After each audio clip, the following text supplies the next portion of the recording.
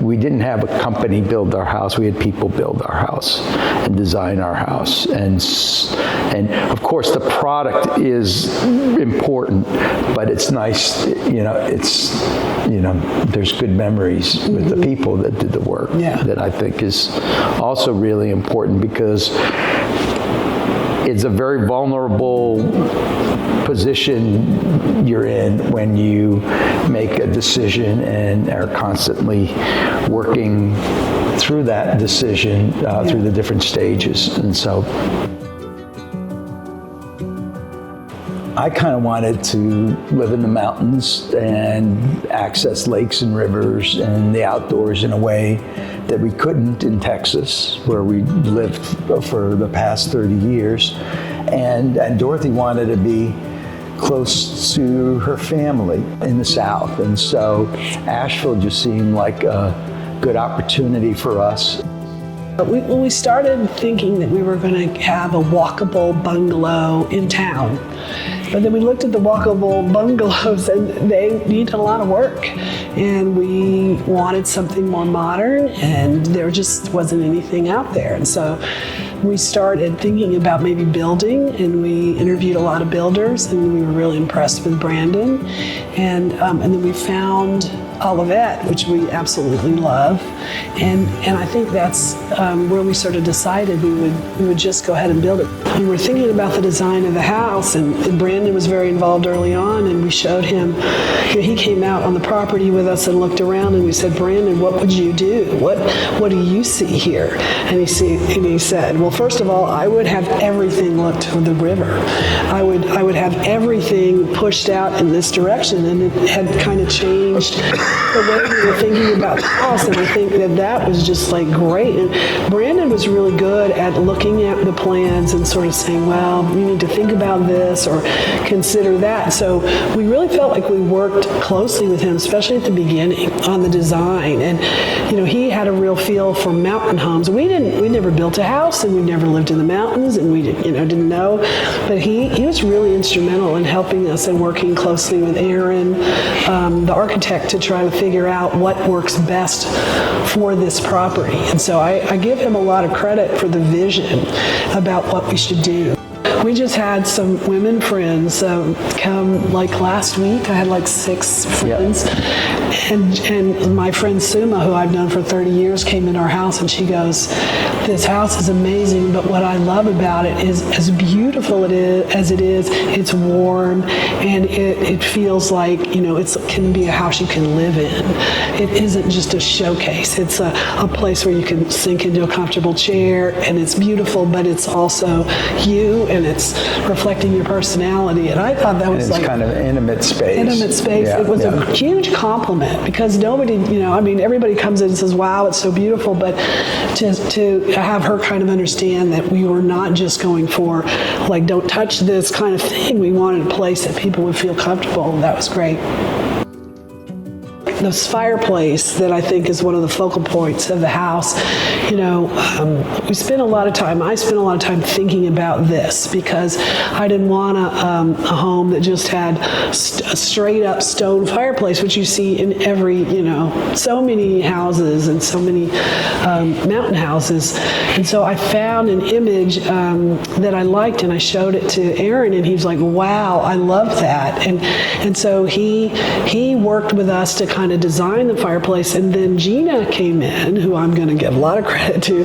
Gina came in and worked with us, and Crossville Tile, who I also want to give a huge shout out for. So many of the nice finishing touches in this house have to do with texture, that we were very mindful of wanting to have multiple, surfaces that have different kind of depth and feeling, with the whole thing being kind of more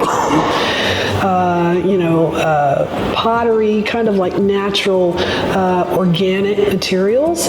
Crossville Tile, Kelly was fabulous. So we went there several times, and Gina worked closely with her. And so the tile on this fireplace is absolutely stunning. And it's something that I certainly never could have found, but it's got different texture, different feel, dimension. And I mean, I look at it and it's a showcase. And I think so much of the house is that way, because because we have people who we're working with who just had like an amazing feel for design and an understanding of what we wanted, which I think you have to work hand in glove.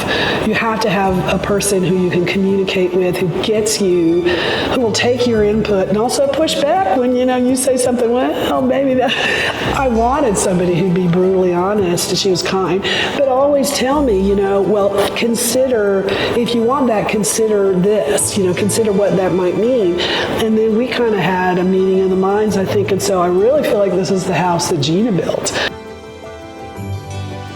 Trying to keep natural materials, natural neutral colors, bring in light wherever possible, you know, and taking a look at their art collection, I drew a lot of inspiration from what kind of paintings they were looking at purchasing. Like this one here was specifically purchased for that wall to draw in some of these colors in here. So that's really where this main living space and carries throughout the rest of the house came from for colors and texture and design. Yeah, and we need to talk about the wall. Yes. Because the wall is very cool. We were looking at another house for part of the inspiration for this house, and one of the things that they had done is they had taken the stone from the outside and used it on one of the interior walls, so it kind of was coming in. And we thought about that, and we thought about the kind of stone Gina picked this. We kind of worked together on the stone for the outside, some grays, but also some rust color too. Yep, it ended up being a blend of two different types of stone, which I thought was a really great idea to bring in some of the oranginess of the siding color and the soffits outside. But then for this wall, I really felt like we needed to do something a little bit more refined, so we ended up doing this square cut travertine stacked stone veneer, which I think offered like such a great architectural detail and more refined quality for the inside space. Yeah, absolutely. We get a lot of compliments on the wall, and it's three-dimensional. So, you know, it looks like, you know, I'm afraid a little kid is going to try to start climbing up the side. But no, but it's great, and we just loved it because it has the same colors as the outside, only more refined, which is really nice. And this buffet is very cool.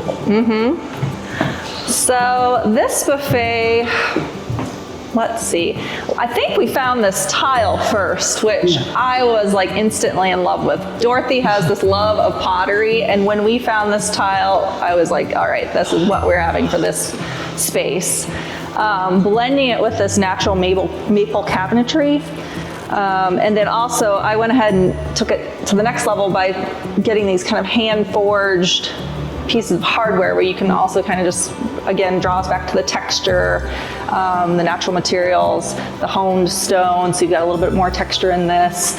Whereas in this main quartzite, it's again a little bit more refined, and we knew this was going to be the showstopper of this kitchen. So. Yeah, for sure.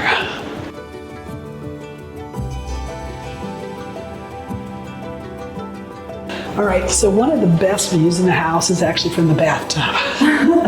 And, you know, normally we will have these blinds all the way up, but it is just so peaceful because you've got the trees, you're in the trees here, and, you know, you really feel like, you know, just like incredibly relaxed. So, and that bathtub is awesome because it really holds the heat. Yeah. But we have a nice big shower, and Gina did such a great job of the design of this bathroom. I mean, you know, with the tile that is sort of that organic kind of more pottery style, but then we have like the panache. Yes, the glitzy glamour kind of glass tile that we all thought was going to reflect the water when you're looking out at the river. It kind of ties back into how that all works, the flow of the water. And then bringing in the chandelier just to give it a little bit of a, you know, glamorous note. Yes. Yeah, had to do that. Had to have a chandelier in the bathroom. I mean, you know. I mean, it's perfect. So let's look at this little bathroom too. This is that also shower is the most gorgeous little shower. That's a terracotta tile. Again, back to the handmade, textural. Well, many, if not all, the materials came from the United States, so we were not buying from overseas. We did a custom wood top on the vanity, which our trim carpenters did.